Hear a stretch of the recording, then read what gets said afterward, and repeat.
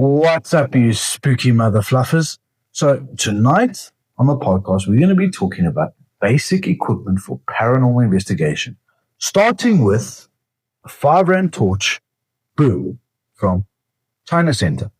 Now, why this is such a cool little piece of tech is that it doesn't cost a lot of money.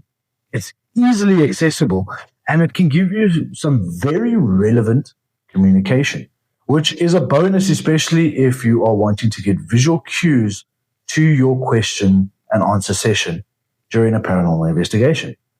Now, this is very basic, okay? Like I said, it's a 5 Rand torch. You can get it at any China shop, any China market, any cheap store, even crazy store has them.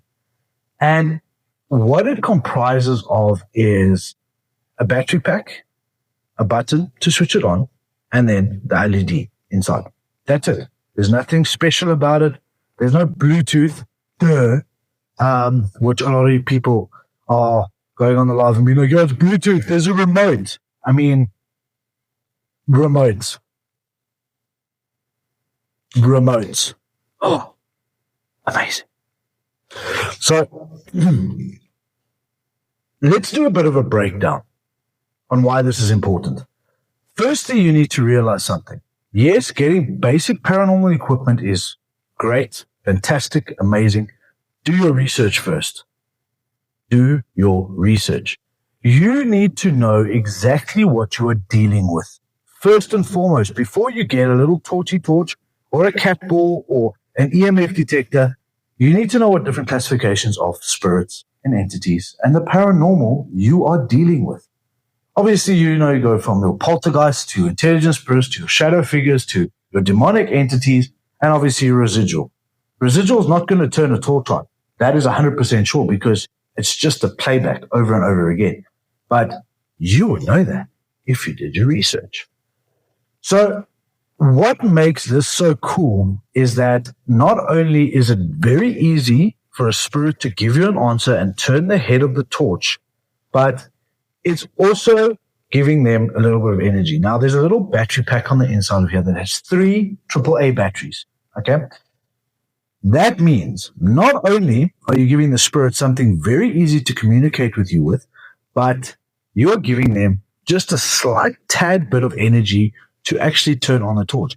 And what I've found, and this is from actually quite a few investigations, nearly over a year, is that they prefer to leave the torch on.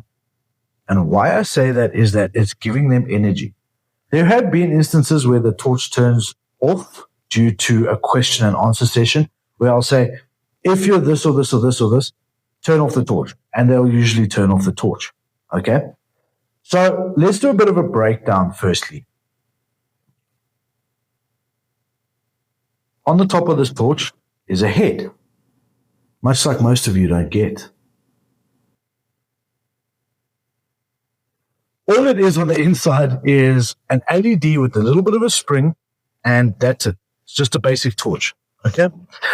On the inside of the tube is a little AAA battery pack, okay? That's about 1 inch.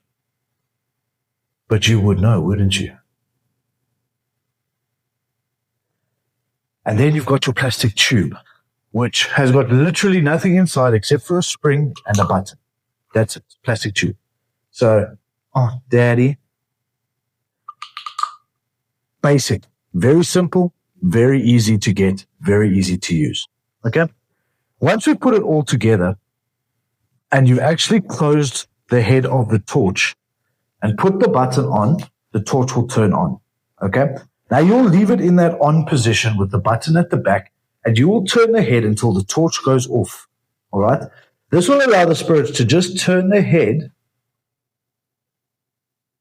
and it will turn on. Now, obviously, this will be sort of your position that you'll want it to be in. You want it to be as easy as possible without giving false positives. Okay? So that was a false positive. It was too close to the actual contact of the inside of the torch for it to be a plausible answer or question or whatever. So as you can see, I just tap it and it turns off. Okay, which is something that a lot of you have asked, is that how easy is it to turn the torch on? What you'll usually do is you'll turn it to such a point that you can shake the torch, but the torch doesn't turn on. You have to physically rotate the head for it to turn on. Okay. Once it's off, let's do a bit of a test. I'm going to put this in the eye of the little skeleton over here. And I already know that my house is haunted. And I don't think that this is going to give me an answer because I pretty much told the spirits to piss off. But if you are here with me tonight and you would like to communicate with me, why don't you turn the torch on and show the people that you are actually here and we can have a conversation?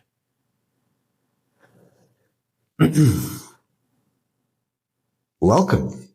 Could you turn it off for me? Or, I mean, you can use the energy if you want to. Okay. Well, thank you for making noises at the same time.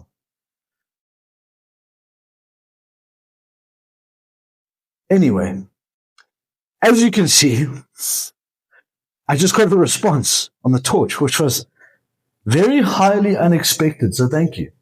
Would you mind turning it off for me, please, or I'm going to have to turn it off?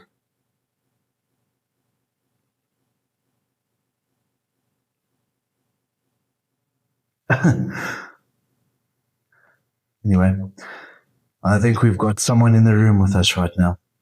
What I'm going to do is I'm going to actually turn the torch off because that was not the point of this whole video. Wasn't for paranormal communication. So just remember, if you're going to knock over my broom tonight, you have to sweep. Just stay here. If you don't want to sweep, the dishes need to be washed. Anyway, guys, so this is your most basic piece of paranormal equipment that you can get to start out as a paranormal investigator. It is amazing.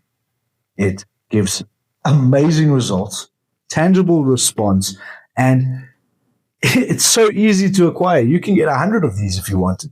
You know, if you've got $500 in your pocket and you want to get 100 torches, well, there you go. So this will be the first installment of basic paranormal tech with me, the OG, Nigel from Paranormal Activity. Guys, I love you all. Remember to like, follow, subscribe, share, make the comments, you know, send a little bit of love my way. If you don't want to, that's fine. I got visitors that will keep me company all night long. Cheers, guys.